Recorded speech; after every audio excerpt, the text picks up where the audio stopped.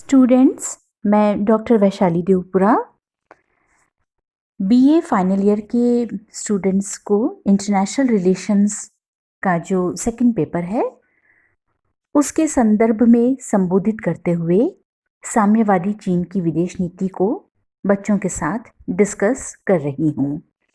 Previous lecture में बच्चों हमने अंतर्राष्ट्रीय राजनीति में चीन के अभ्युदय के महत्व को पढ़ा था। साथ ही यह समझा था कि चीन की विदेश नीति के क्या उद्देश्य हैं, कौन कौन से निर्माणक तत्व हैं और चीनी विदेश नीति के कौन कौन से प्रमुख साधन हैं। उसी के कंटिन्यूशन में बढ़ते हुए हम आज पढ़ेंगे चीन की विदेश नीति के विकास के चरण। चीनी विदेश नीति को 4 चरणों में विभाजित करके हम उसका अध्ययन कर सकते हैं। पहला है बच्चों उग्र नीति का युग, जो 1949 से 53 तक रहा है। 1949 में चीन में साम्यवादी शासन की स्थापना हुई। चीन ने सोवियत संघ से दौत्य संबंध स्थापित किए। 1950 में मित्रता संधि और पारस्परिक सहायता की चीन सोवियत संधि हुई। 1950 में ट्रेड यूनियनों के विश्व संघ के तत्वावधान में पीकिंग में एशिया और ऑस्ट्रेलिया के देशों का ट्रेड यूनियन सम्मेलन बुलाया गया। इसमें यह घोषणा हुई कि हमारे सम्मेलन को समूचे एशिया में राष्ट्रीय मुक्ति के युद्धों का समर्थन करना चाहिए। Vietnam, Myanmar, Indonesia, Malaya, Philippines के मुक्ति संघर्षों का वर्णन करते हुए कहा गया कि चीनी जनता के पथ का अनुसरण करते हुए सशस्त्र संघर्ष द्वारा एशिया के अधिकांश भाग में क्रांति का विकास किया जाना चाहिए। चीनी साम्यवादियों ने 2 उद्देश्यों पर बल दिया। चीन में से विदेशी प्रभाव को बिल्कुल समाप्त कर दिया जाए और चीन का एकीकरण करके सब चीनी प्रदेशों को साम्यवादी शासन के अंतर्गत लाया जाए। 1950 में चीन ने युद्ध विराम के सभी प्रस्तावों को ठुकराया और कोरिया युद्ध में बहुत उत्साह के साथ भाग लिया। कोरिया पर आक्रमण के साथ चीन ने दूसरी शक्तियों के विरोध की परवाह करे बिना तिब्बत में अपनी सेनाएं भेज दी। व्यापारिक प्रतिबंधों के कारण होने वाली आर्थिक कठिनाइयां, स्टालिन की घोषणा कि पूंजीवाद और साम्यवाद का शांतिपूर्ण सह अस्तित्व संभव है। चीन ने अनुभव किया कि संयुक्त राज्य अमेरिका एशिया में अपनी शक्ति बढ़ा रहा है। ये कुछ ऐसे कारण रहे जिसके कारण जो चीन की युद्ध की नीति थी उसमें परिवर्तन आया। दूसरा जो विकास का चरण है वह है शांतिपूर्ण सह अस्तित्व की नीति, जो 1954 से 57 तक रही। चीन ने उदार और नरम नीति को अपनाना प्रारंभ किया। 1952 में चीन ने श्रीलंका के साथ चावल के बदले रबर लेने का समझौता किया। 1952 में एशियन तथा पैसिफिक शांति सम्मेलन आयोजित किया गया।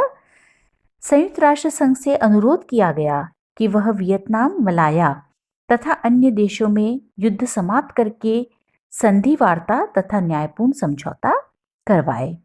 1953 में कोरिया में युद्ध विराम संधि हुई। 1954 में चाइना ने तिब्बत के बारे में भारत से संधि की और पंचशील के सिद्धांतों का प्रतिपादन किया। चाउ एन लाई ने शांतिपूर्ण इरादों में अपना विश्वास अभिव्यक्त किया और शांतिवाद पर बल देने की नीति इस काल में चीन के द्वारा अपनाई गई। तीसरा जो विकास का चरण है बच्चों, वह है नई आक्रामक युद्धवादी नीति का युग। यह 1957 से 69 तक रहा। 1957 के बाद चीनी नीति में कठोरता और आक्रामकता के लक्षण दिखाई देते हैं। पश्चिमी देशों के साथ व्यवहार में वह कड़क रवैया अपनाने लगा। एशियाई देशों के प्रति भी बांडुम भावना लुप्त होती हुई दिखाई देने लगी। इस नीति को अपनाने के कई कारण थे। पहला, सोवियत संघ द्वारा पहला स्पुतनिक उड़ाकर तथा अंतर्महाद्वीपीय प्रक्षेपास्त्र बनाकर अपनी सैनिक और वैज्ञानिक उन्नति की उत्कृष्टता की धाक बिठाना था। दूसरा कारण था सोवियत गुट के देशों की विलक्षण आर्थिक उन्नति। तीसरा कारण 1956 के हंगरी के विद्रोह के बाद पूर्वी यूरोप के कुछ देशों में साम्यवाद की नीति में कुछ संशोधनों की मांग हो रही थी। अतः चीन ने इसका प्रबल प्रतिरोध करते हुए नई उग्र आक्रामक नीति का प्रारंभ किया। 1958 में लेबनान के संकट में और बर्लिन संकट 1959 के लाओस के संकट में चीन ने कड़ा रुख अपनाया। चीन भारत के साथ विवाद में कठोर नीति अपनाने लगा। तिब्बत में भी उसने कड़ा रुख अपनाया। 1959 में भारतीय सीमा पर चीन के अतिक्रमण बढ़ने लगे और 1962 में भारी तैयारी विशाल सेनाओं के साथ चीन ने भारत पर सशस्त्र सैनिक आक्रमण आरंभ कर दिया। 1963 में चाइना ने एक नया कूटनीतिक अभियान शुरू किया। उसे यह विश्वास था कि अफ्रीका महाद्वीप क्रांति के लिए बिल्कुल तैयार है। 1963 से चाउ एन लाई अफ्रीका महाद्वीप के विभिन्न देशों की 8 सप्ताह तक चलने वाली यात्रा के लिए रवाना हुए, लेकिन 1965 के अंत तक होने वाली अंतर्राष्ट्रीय घटनाओं ने यह सिद्ध कर दिया कि चीन का यह कूटनीतिक अभियान सफल नहीं हुआ। 1966 को दमोही में सैनिक क्रांति हुई और उसने साम्यवादी चीन से अपने कूटनीतिक संबंध स्थापित किए। नेक्स्ट जो स्टेज है वह है युआन कूटनीति।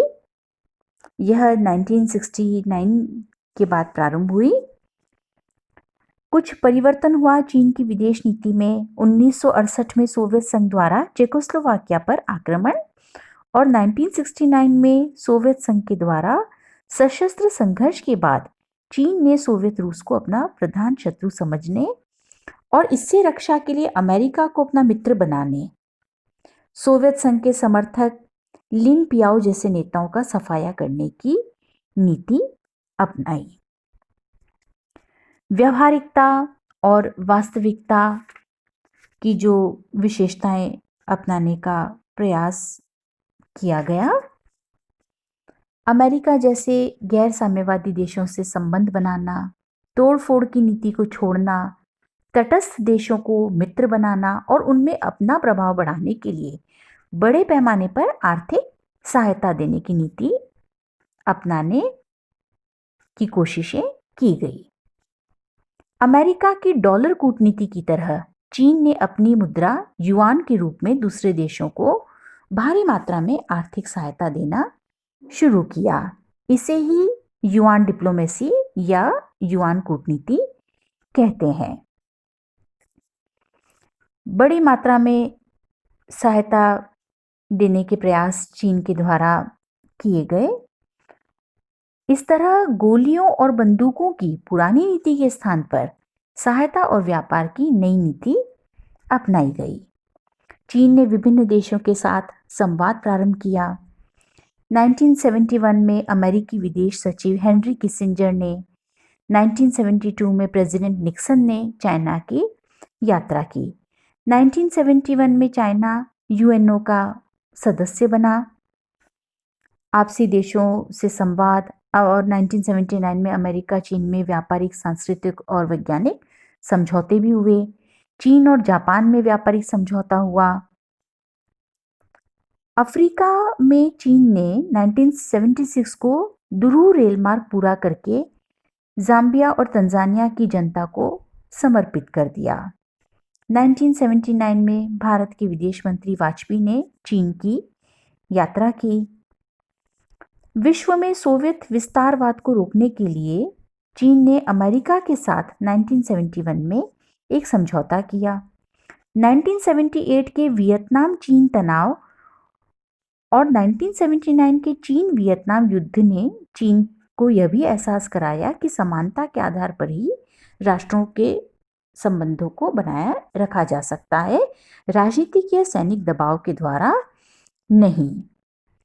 1992 में चीन व दक्षिण कोरिया ने औपचारिक रूप से राजनयिक संबंध स्थापित करने के एक संयुक्त घोषणा पत्र पर हस्ताक्षर किए और इसी के साथ दोनों में जो पुरानी शत्रुता थी वह समाप्त हो गई।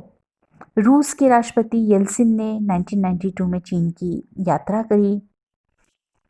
तो इस तरह से चाइना ने दूसरे जो देश थे उनके साथ अपने संबंधों को मजबूती देने के प्रयास किए। हालांकि जो प्रयास रहे कि विश्व को एक ध्रुवीय बनने से रोका जाए, जो चीन के राष्ट्रपति थे जियांग जेमिन 1997 में उन्होंने 5 दिवसीय रूस की यात्रा करी और ऐतिहासिक घोषणा पत्र पर हस्ताक्षर किए जिसमें विश्व को एक ध्रुवीय बनने से रोकने की बात कही गई। इसी के साथ 1997 में जियांग जेमिन चीनी राष्ट्रपति उन्होंने अमेरिका की यात्रा की और नाभिकीय प्रसार से संबंधित सभी प्रकार की सामग्री के निर्माण पर प्रतिबंध लगाने को चीन सहमत हुआ। चीन का जो नीति में बदलाव था, राजनीतिक दूरियों को पाटने का ही काम नहीं हुआ, बल्कि आर्थिक, व्यापारिक और सांस्कृतिक क्षेत्रों में भी परस्पर सहयोग को अपनाया गया। 2001 में मॉस्को में रूस और चाइना के मध्य एक नई मैत्री संधि पर रूसी राष्ट्रपति पुतिन और चीनी राष्ट्रपति जियांग जेमिन ने हस्ताक्षर किए। 20 वर्ष की अवधि के लिए की गई संधि में दोनों देशों को सदैव मित्र व शत्रु कभी नहीं निरूपित किया गया।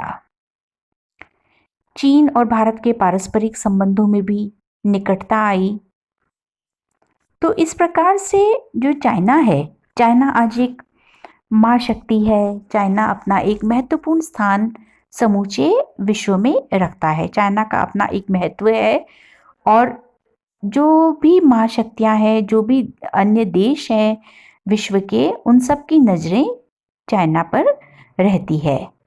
चाइना ने जो अपना विकास किया है, चाइना की इकोनॉमी ने जो विकास किया है, और चाइना ने यह प्रयास भी किया कि अन्य देशों के साथ अच्छे संबंधों को बनाया जाए। जो ऐतिहासिक पृष्ठभूमि से जब हम प्रारंभ करते हैं चाइना की पॉलिसी को देखना, तो जो आक्रामकता का दौर रहा है, लेकिन बाद में हमने देखा कि किस तरह से चीन ने आर्थिक सहायता, चाहे हम युआन डिप्लोमेसी की बात कह लें या हम चाइना की जो पॉलिसी में बदलाव आया उसको हम अगर समझने का प्रयास करें, तो हम देखते हैं कि अपना जो नज़रिया है और जो अमेरिका से बहुत दोस्ती रही है, भारत से संवाद की शुरुआत करी है। हालांकि ये भी कुछ ही हाल ही के परिवर्तनों में जो परिवर्तन और भी हुए हैं और अन्य देशों का नज़रिया बदला भी है, लेकिन कुल मिलाकर चीन की विदेश नीति की प्रमुख विशेषता आक्रामकता रही है। आक्रामकता चीन का स्वभाव है।